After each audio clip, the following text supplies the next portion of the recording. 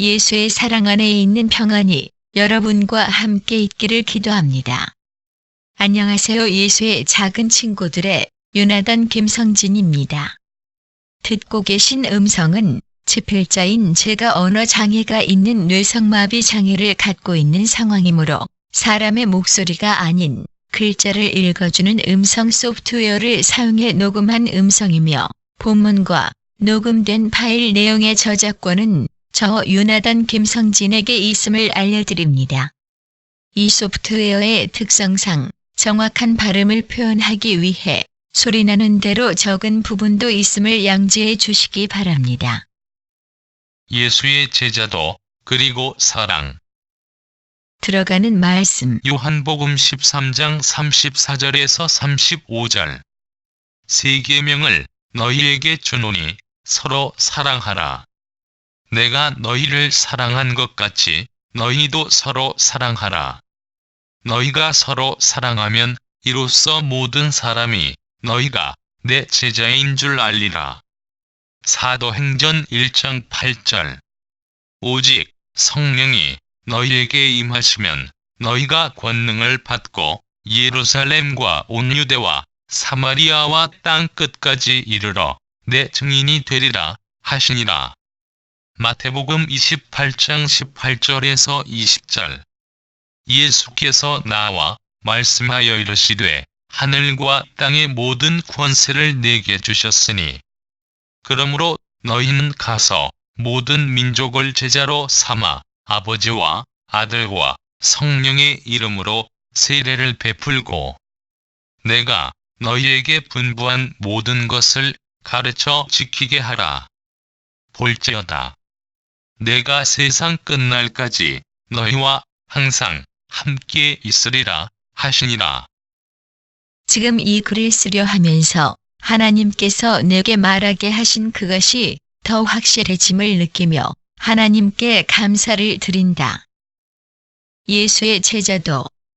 수많은 강해와 수많은 책들이 이 주제를 언급한 것을 나는 알고 있다. 그런데 과연 그 중에 예수의 제자의 모습이 진정 어떤 모습이어야 한다고 정확히 말해주는 게 몇 %나 될까? 각 교단의 교회와 각종 선교단체들이 그들의 선교 모토로 삼는 성경 구절은 바로 마태복음과 사도행전에 기록된 예수님 승천 직전에 남기신 내 증인이란 말씀과 제자 삼음이란 구절이 들어있는 말씀일 것이다. 바로 저 말씀이 예수님의 마지막 지상 명령이라고 말하면서 말이다.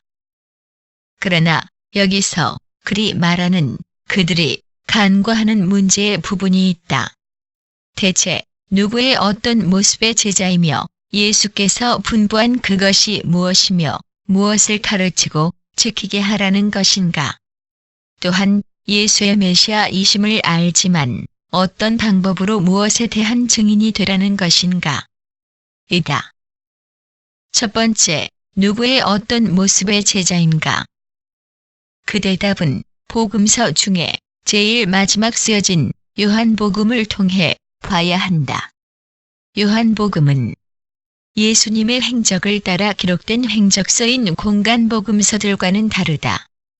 요한복음은 요한이 100세 넘게 살면서 기타 복음서의 기록을 다 검토해 봤을 것이고 그 중에 기자들이 언급하지 않고 누락시킨 부분과 가장 중요한 부분을 보충하듯 대화 형식으로 설명하고 있으며 또한 당시 헬라 철학의 부산물인 영지주의로 인해 영적인 것만을 강조하고 인간의 의지와 힘으로 신의 높이까지 이를 수 있다는 에로스적 사상으로 진짜 참 사랑이신 예수님의 복음을 왜곡시켜 전하는 이들을 보면서 그것들을 대항하기 위한 방법으로 기록한 것이 요한복음이기 때문이다. 그런데 일부 현대 신학자들과 성경 해석가들은 요한복음에 기록된 로고스라는 개념과 사랑에 대한 여러 다른 단어들로 표현한 부분을 들어서 요한복음이 마치 헬레리즘과 영지주의의 영향을 받아서 예수가 하나님도 아닌데 하나님으로 만들기 위해 로고스라는 개념을 가져와 썼고 구약이나 다른 복음서에는 없는 사랑에 대한 여러 단어들을 통한 표현을 쓴 거 아니냐고 몰고 가려는 이들이 있다. 그러나 그런 주장은 구약 성경을 모르는 무지의 극치다. 오늘날 영어가 전 세계에 공통어로 쓰이고 있듯이 당시 문화적 정치적 지배권을 갖고 있던 그리스와 로마의 영향으로 사상과 언어가 하나로 묶여져 있었고 그로 인해서 상대가 예수의 복음을 알아듣게 만들기 위해서는 공통으로 상대가 쓰는 언어와 문화적 또는 사상적 개념을 활용해야 했다는 것이다. 여기까지는 신학을 공부한 사람이면 누구나 아는 부분이다. 그런데 분명코 영지주의 이전에 활동했던 사도 바울도 빌립보서 2장 5절에서 8절 예수님을 하나님 그 자체이시라 고백하고 있다. 예수가 곧 그 하나님이시란 사실은 구약 성경에서부터 플라톤이 태어나기 350년 전에 이사야 9장 6절에 이미 기록되어 있었고 그것을 성령을 통해 깨닫고 알고 있는 사도들은 바로 그 예수가 그분 곧 창조주이심을 증거하고 설명하기 위한 선교적 도구로서 로고스란 개념과 선교의 대상인 그들의 언어로 복음서와 서신을 쓰는 것이 필수였으며 당연한 일이었다. 마치 하나님이신 예수께서 사람의 모습으로 오셔서 사람의 말을 하셨듯이 말이다. 그런데도 성경학자라 일컬어지는 이들은 사도 요한만이 예수님을 하나님으로 말하고 있다는 식으로 걸고 넘어가려는 이들이 있다. 왜 그럴까? 그 문제는 바로 사도 요한만이 언급한 예수님의 계명 때문이다. 내가 너희를 사랑함과 같이 너희도 서로 사랑하라. 요한복음 13장 34절. 이 계명은 모든 복음서에 기록된 예수님의 말씀과 그분이 보이셨던 모든 언행의 집약체이며 예수를 믿는 모든 이가 마땅히 그대로 행하고 따르며 그대로 전해야 할 계명이다. 그런데 문제는 이 사랑의 계명은 결코 타락의 속성인 자의를 소유하고 있는 인간이 행할 수 있는 보편적 인간애와 같은 그런 사랑을 말하는 게 아니다. 바로 예수, 당신이 행하신 그 사랑. 그것으로 그대로 행하라는 사랑이다. 내가 너희를 사랑함과 같이. 이 말씀은 서로 사랑하라. 허나 내가 성령으로 함께하여 너희에게 행하게 하는 그 사랑으로만 하라. 바로 이 뜻이 들어있기에 예수의 그 사랑과 성령으로 거듭나지 못한 이가 저 계명을 듣고 뜻을 알게 된다면 결코 사람의 힘과 방법과 능력으로 행할 수 없다는 것을 깨닫게 될 것이고 자신의 비예수적 신앙이 곧바로 드러날 것임을 알기에 저 계명이 그에겐 걸림돌로 작용해서 거부감과 반감으로 저 계명의 가치와 중요성을 깎아내리고 의미와 참뜻을 희석시키려는 물밑 작업으로 요한복음 자체를 헬레니즘과 영지주의의 부산물로 만들려는 의도가 깔려있기 때문이다 이 말이다. 바로 이것이다. 바로 이게 사탄이 처음부터 사람을 미혹해서 타락시키는데 사용한 도구, 또 오늘날 전도와 선교를 하는 이들의 생각 속에 사탄이 집어넣는 그것. 너는 사랑은 할 필요 없다. 사랑은 예수나 하는 거다. 넌 그냥 전도만 해라.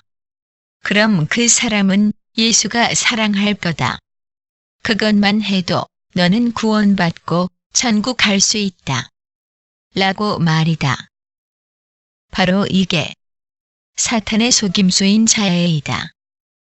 자, 예수님의 진짜 참제자는 어떤 모습의 사람이어야 하는가? 요한복음 13장 35절로 되돌아 가본다. 너희가 서로 사랑하면 이로써 모든 사람이 너희가 내 제자인 줄 알리라. 예수님의 이 말씀이 보이는가? 예수의 사랑으로 서로 사랑하는 그것이 곧 예수님의 진짜 제자됨의 증거라는 것이다. 인간의 자애로 하는 그따위 싸구려 거짓 사랑이 아닌 예수의 사랑과 성령으로 거듭난 예수의 그 사랑으로 말이다. 바로 이것이 타락 이후 두려움 속에 떨고 있는 사람들에게 하나님을 똑바로 알게 해주는 최선의 전도임을 알아야 한다. 예수의 사랑으로 서로 사랑하는 것, 이것이 바로 선교의 기본이며 전도의 기본이다. 이 기본이 빠진 모든 선교와 전도는 거짓이다. 두 번째, 어떤 모습의 제자로 만들어줘야 하는가? 이 대답은 위에서 언급한 그대로 같은 맥락이다. 예수께서 나를 사랑하셔서 당신의 그 사랑으로 나로 하여금 서로 사랑할 수 있는 제자로 만드신 것처럼 나 또한 예수의 사랑으로 누군가 다른 이를 사랑하여 그로 하여금 또 다른 이를 예수의 사랑으로 서로 사랑하는 예수님의 제자로 만들어주는 것.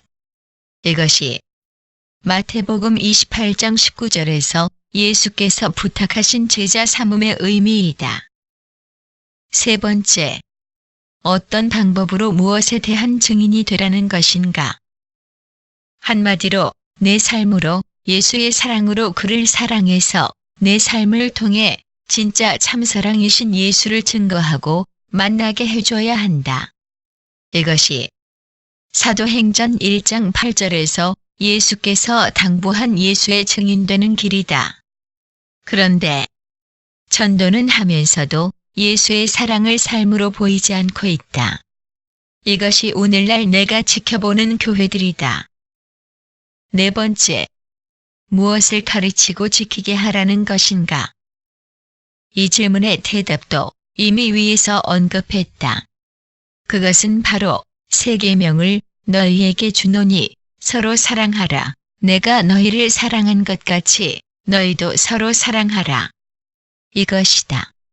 예수의 사랑을 안다면 그분의 사랑으로 사랑하며 그 사랑을 전하고 가르칠 것이며 가르쳤다면 그분의 사랑의 계명을 지키게 도와줄 것이다. 그런데 오늘날 교회들은 어떠한가? 선교의 목적은 교세 확증과 헌금이 목적이고 교회 이름과 담임 목회자 이름이나 내려고 하는 게 목적이고 또 개인 전도는 자신의 공명심과 전도상이나 받으면서 누군가에게 자랑거리로 삼으려는 의도로 하고 과연 여기에 예수의 사랑이 있는가? 과연 여기에 진짜 예수의 제자 된 모습이 있는가? 과연 이런 것으로 전도의 대상자를 예수의 제자로 만들어줬다고 할 수 있겠는가 말이다.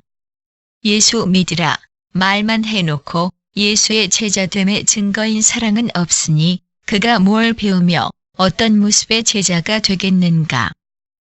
이것이 오늘날 그렇게도 전도와 선교를 외치는 이들의 모습이다.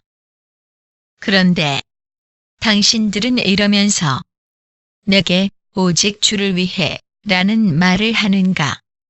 신구약 성경에 어디에도 오직 주를 위해란 문장 자체가 없다. 당신들은 이러면서 내게 길 잃은 정직이라고 하는가? 길을 잃은 건 내가 아닌 예수의 사랑을 잃은 당신들이다. 하나님이 비웃으신다. 다시 한 번 더 강조해 말하지만 예수님의 마지막 명령은 분명코 예수 자신의 사랑으로 서로 사랑하라이다. 마태복음과 사도행전의 저 말씀은 그 계명과 명령을 다시 한번 상기시키시는 명령이다.